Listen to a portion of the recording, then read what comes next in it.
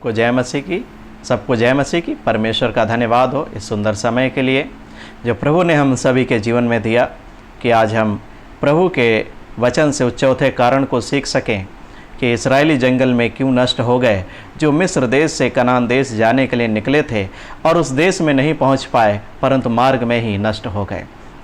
और ये विषय क्यों ज़रूरी है, क्योंकि ये अंत का समय है और ये सारी बातें दृष्टांत के रूप में हैं जो परमेश्वर के वचन में हमारे लिए लिखी गई हैं कि हम इन वचनों को पढ़ के सुन करके हम सावधान हों, अपने आप को जांचें परखें, कहीं ऐसा तो नहीं कि उस आत्मिक कनान में जिसको देने की प्रतिज्ञा प्रभु यीशु मसीह ने हमसे किया है, जैसा कि उसने यूहन्ना 14 अध्याय में 1 पद से लेकर 3 पद तक हमसे कहा है कि तुम्हारा मन व्याकुल ना हो, मेरे पिता के घर में बहुत सारे रहने के स्थान हैं और यदि ना होते तो मैं तुमसे कह देता, और इसलिए मैं जाता हूँ ताकि तुम्हारे लिए जगह को तैयार करूँ, ताकि मैं जगह को जब तैयार कर लूँ तब मैं तुम्हें आ करके अपने यहाँ ले जाऊँगा, ताकि जहाँ मैं रहूँ वहाँ तुम भी रहो।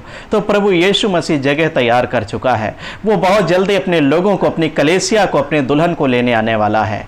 और हम जो प्रभु यीशु मसीह पर विश्वास करते हैं, हम इस बात को जांच लें, समझ लें, परख लें कि जब हम प्रभु यीशु मसीह के स्वर्ग से आने की आशा लगाए हुए हैं तो इस बात को भी समझ लें, जांच लें कि हम उसके साथ जाने के लिए योग्य हैं कि नहीं। कहीं ऐसा तो नहीं कि उन इस्राएलियों के समान हम परमेश्वर के सामने अपराधी हो रहे हों, ठहर रहे हों।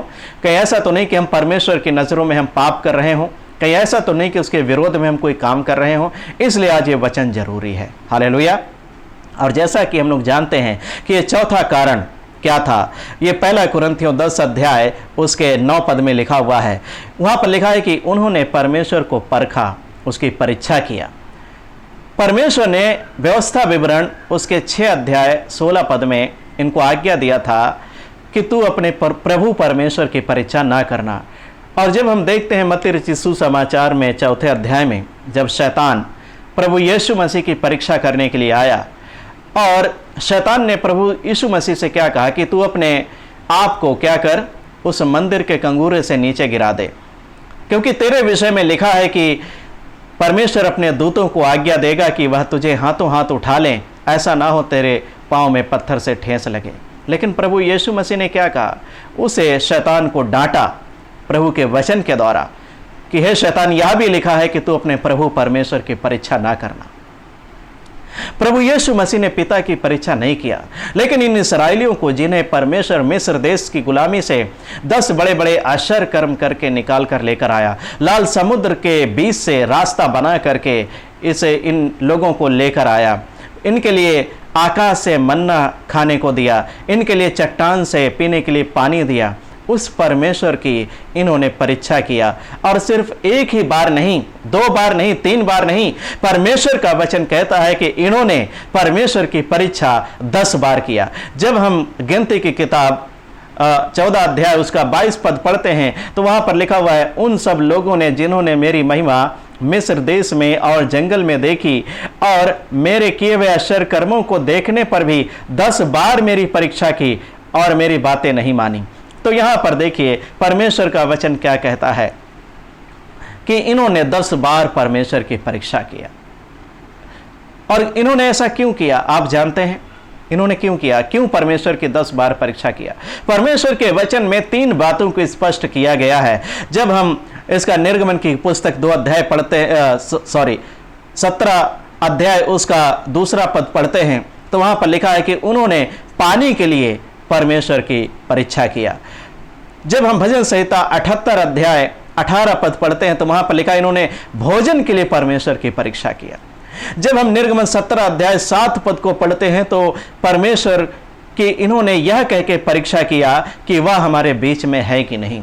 ये 3 कारण स्पष्ट किए गए हैं परमेश्वर के वचन में कि इन्होंने किस किस प्रकार से परमेश्वर की परीक्षा को किया। और इन्होंने परमेश्वर की परीक्षा किया, ये कह रहे थे कि परमेश्वर हमारे बीच में है कि नहीं है, लेकिन ये भूल गए कि परमेश्वर ने इनके बीच में कितने बड़े बड़े आश्चर्य कर्म दिखाए। सिर्फ जंगल में ही नहीं, जहां ये गुलाम थे मिस्र देश में, परमेश्वर ने भयंकर 10 विपत्तियों को डाला, जिन विपत्तियों में से इन इस्राएलियों की कोई भी हानि नहीं हुई। परमेश्वर फिरौन से कहता है कि देख, मैं तेरी प्रजा और अपनी प्रजा के बीच में एक अंतर ठहराऊंगा, और जो विपत्तियां मैं मिस्र देश पर डालूंगा उनमें से एक भी विपत्ति के कारण मेरी प्रजा इस्राएल की कोई भी हानि ना होगी, परंतु तेरी और तेरी ही प्रजा, तेरे ही देश की हानि होगी। और परमेश्वर ने जैसा कहा वहां पर 10 विपत्तियों को डाला, उनमें से एक विपत्ति के कारण भी इनकी कोई भी कुछ भी हानि नहीं हुई, परंतु मिस्रियों की ही हानि हुई। उसके बाद परमेश्वर जब इन्हें लेकर आया, इनके सामने लाल समुद्र के 2 भाग कर दिए, फिर उनकी सेना को उस समुद्र में डुबो दिया। इनकी आंखों के सामने इन्होंने देखा, इनके लिए आकाश से मन्ना बरसाया, चट्टान से पानी निकाला। और परमेश्वर कहता है कि तब यहोवा ने मूसा से कहा, ये गिनती 14 अध्याय उसके 11 पद में लिखा हुआ, तब यहोवा ने मूसा से कहा, वे लोग कब तक मेरा तिरस्कार करते रहेंगे और मेरे सब आश्चर्य कर्म देखने पर भी कब तक मुझ पर विश्वास ना करेंगे।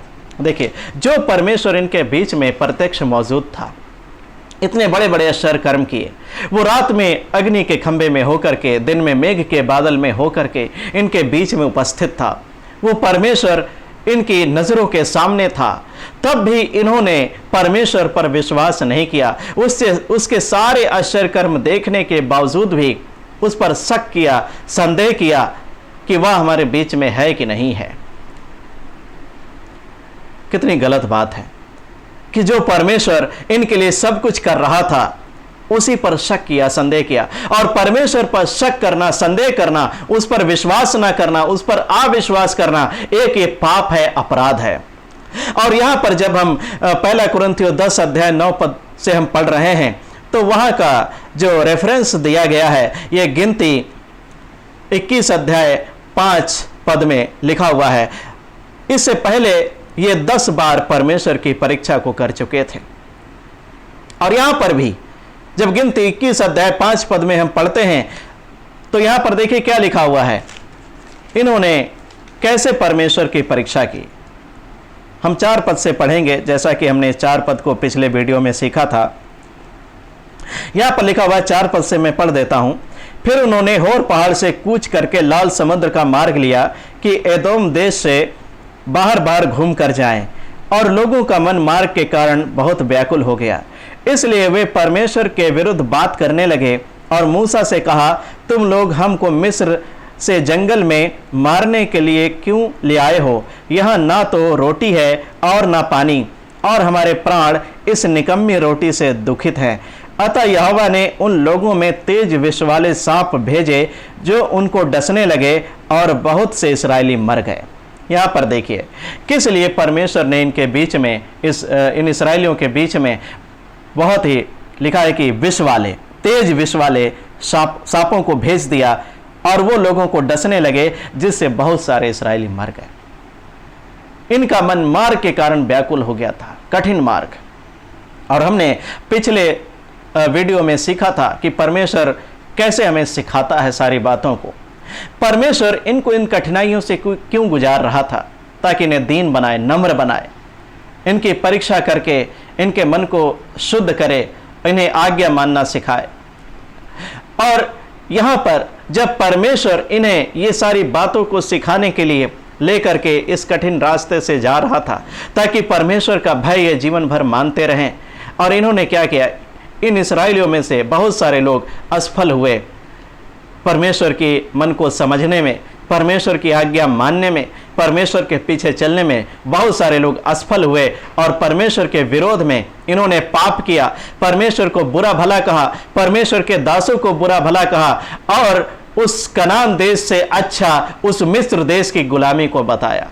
और बार बार परमेश्वर के विरोध में ये खड़े हो जाते थे, और परमेश्वर क्रोध में आकर के इन्हें नष्ट कर देता था, मरियों के द्वारा, तमाम महामारियों के द्वारा, आग के द्वारा। जमीन फटी, उसमें ये समा गए, परमेश्वर के सामने से आग निकली, उससे भस्म हो गए। इनके बीच में मरी फैला दी परमेश्वर ने, उससे ये मर गए। परमेश्वर ने तेज विष वाले सांपों को भेज दिया, उसके कारण ये नष्ट हो गए। इससे पहले ये 10 बार परमेश्वर की परीक्षा कर चुके थे, और यहां पर भी इन्होंने परमेश्वर की परीक्षा किया।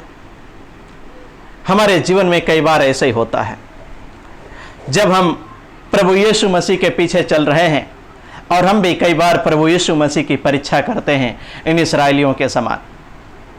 कई बार बहुत सारे लोग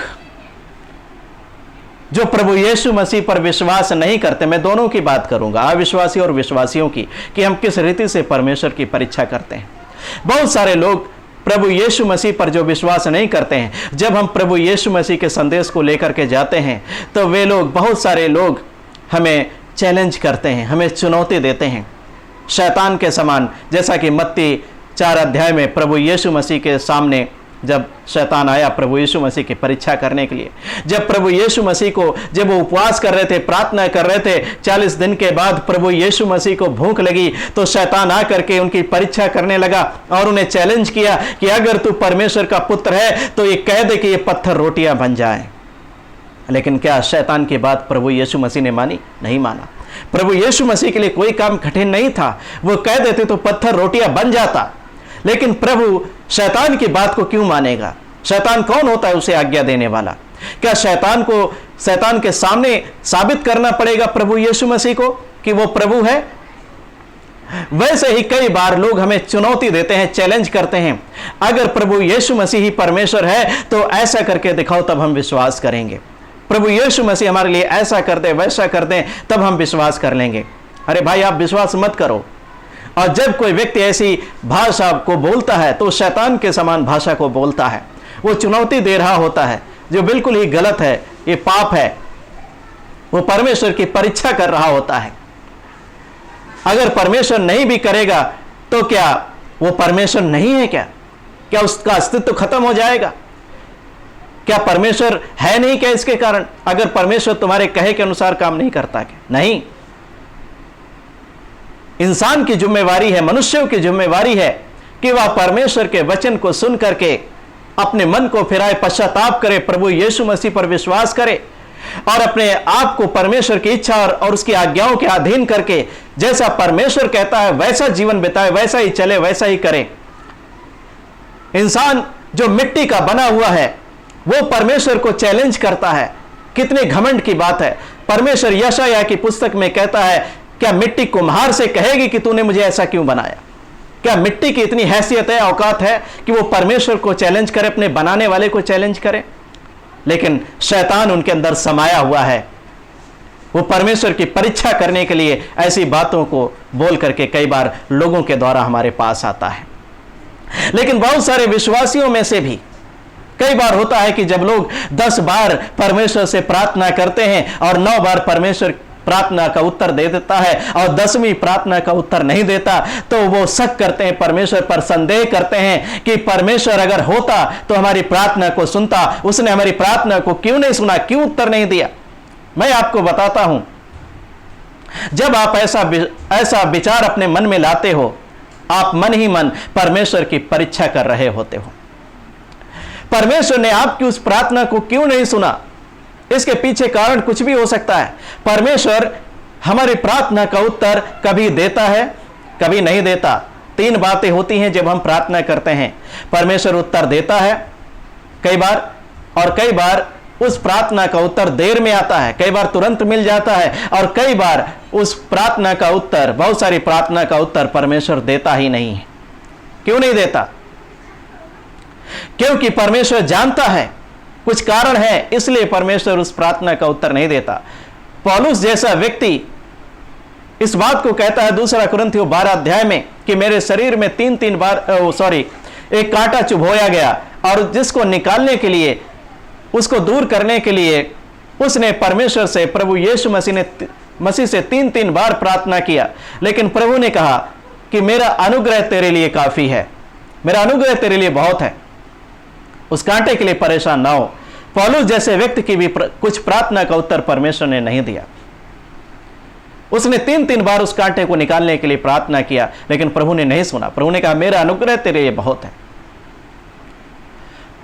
प्रभु हमारी कुछ प्रार्थना का उत्तर देता है, कुछ देर में देता है, कुछ का नहीं देता है।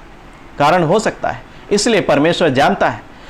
हमसे ज़्यादा हमारे भले और बुरे के लिए परमेश्वर जानता है अच्छी तरीके से कि क्या हमारे लिए बुरा है, क्या हमारे लिए अच्छा है, क्या हमारे लिए सही रहेगा और क्या सही नहीं रहेगा। हमारे बीच में बहुत सारे लोग आए और उनमें से मैं एक लोगों के विषय में आपको बताता हूं कि उन्होंने कैसे परमेश्वर की परीक्षा को किया। वो बहुत अच्छे विश्वासी थे, 4-5 साल से प्रभु में बढ़ रहे थे, अच्छे से चल रहे थे, उनका जीवन बदला था, लेकिन उनकी पत्नी और बच्चे विश्वास नहीं करते थे। और एक दिन ऐसा आया 3-4 साल के बाद, 5 साल के बाद, जब उनको विश्वास में हो गया, एक समय ऐसा आया कि उनकी पत्नी बीमार हो गई और उन्होंने प्रार्थना निवेदन दिए, पूरी कलीसिया ने, सबने मिलकर के प्रार्थना किया, लेकिन प्रभु ने उत्तर नहीं दिया। उन्हें अस्पताल में भर्ती करना पड़ा, 50-60 हजार रुपया उनके इलाज पर खर्च हो गया।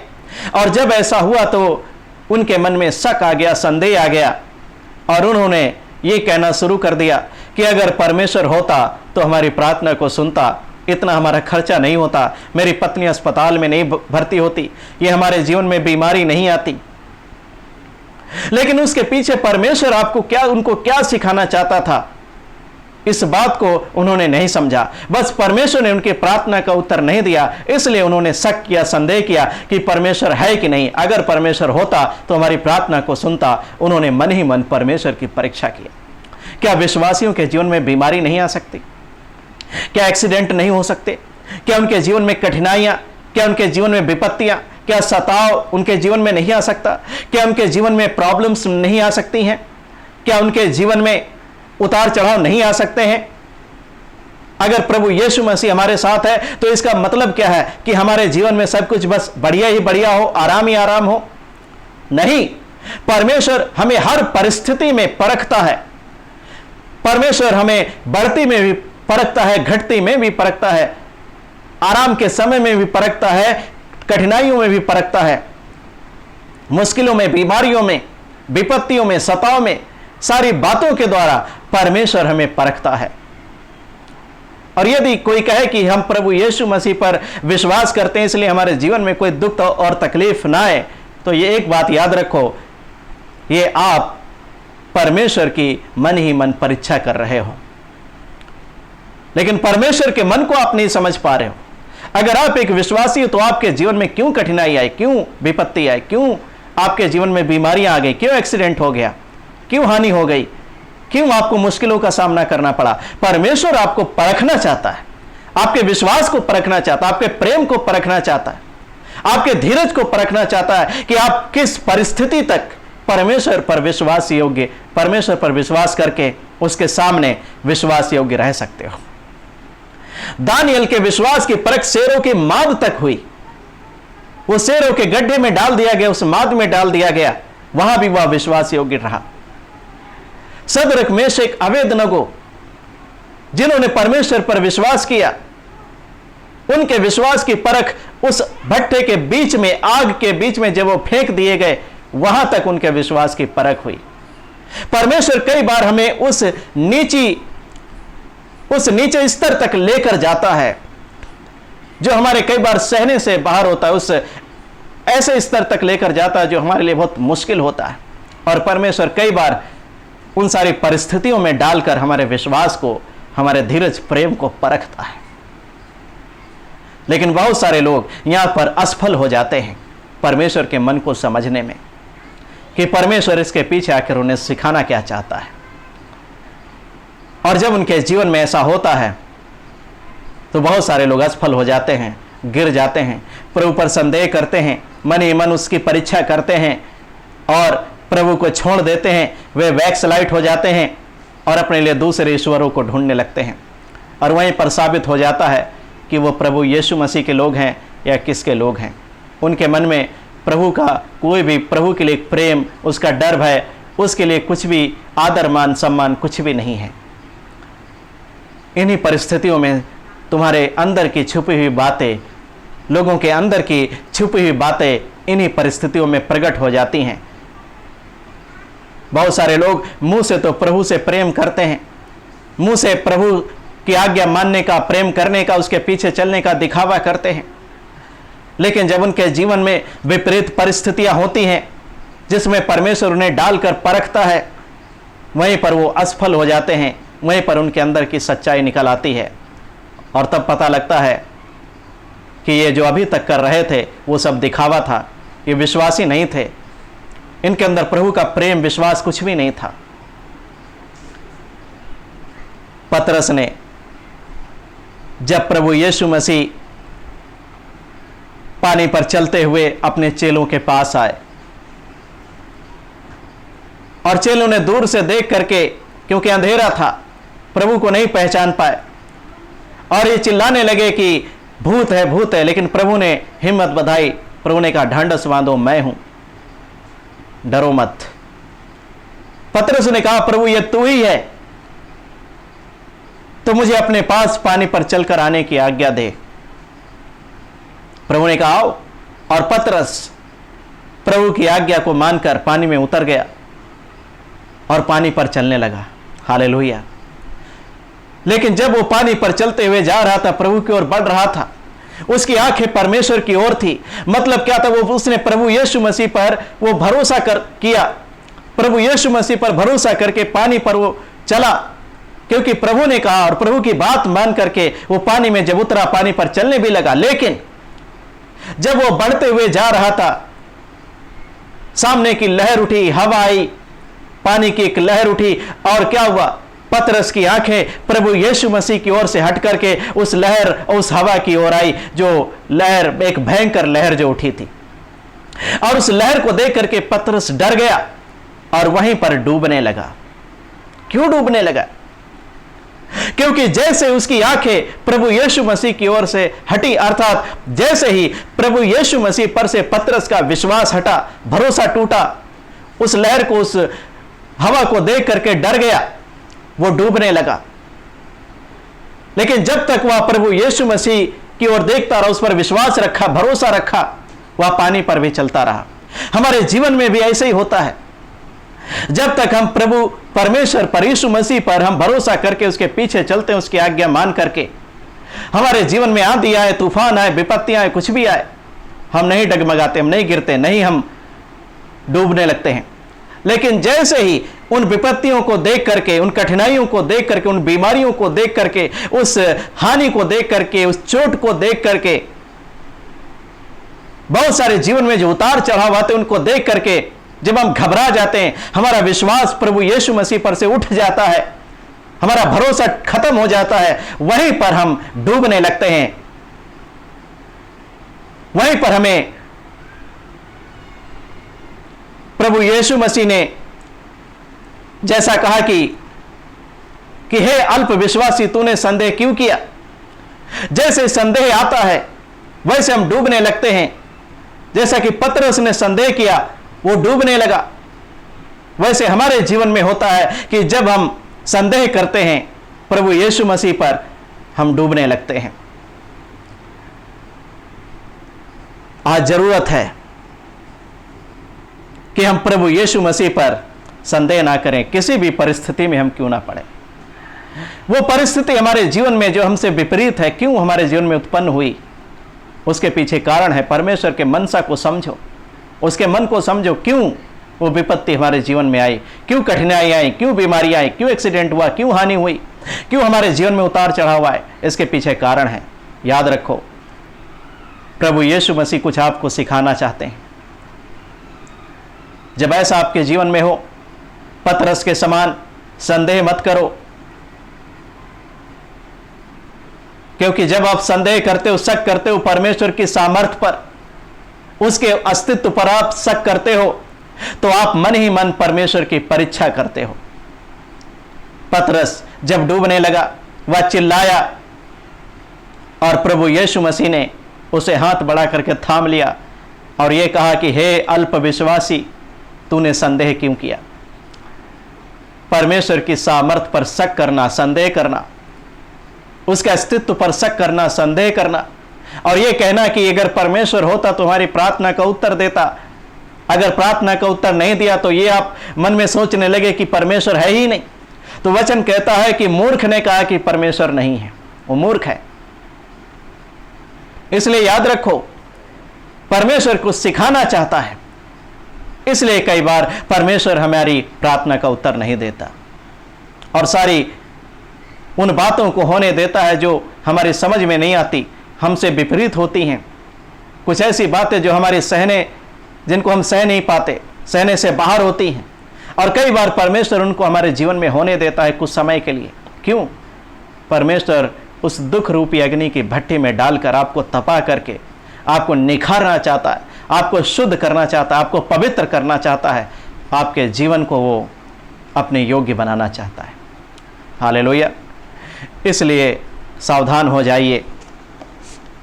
जैसा कि वचन कहता है, पहला कुरिन्थियों 10 अध्याय उसके 9 पद में यहाँ पर लिखा हुआ है, और ना हम प्रभु को परखें जैसा उनमें से कितनों ने किया और सांपों के द्वारा नष्ट किए गए। ये हमारी चेतावनी के लिए है। परमेश्वर को मन ही मन मत परखो। अपनी बातों को बोलकर प्रभु पर संदेह करके, शक करके उसे मत परखो।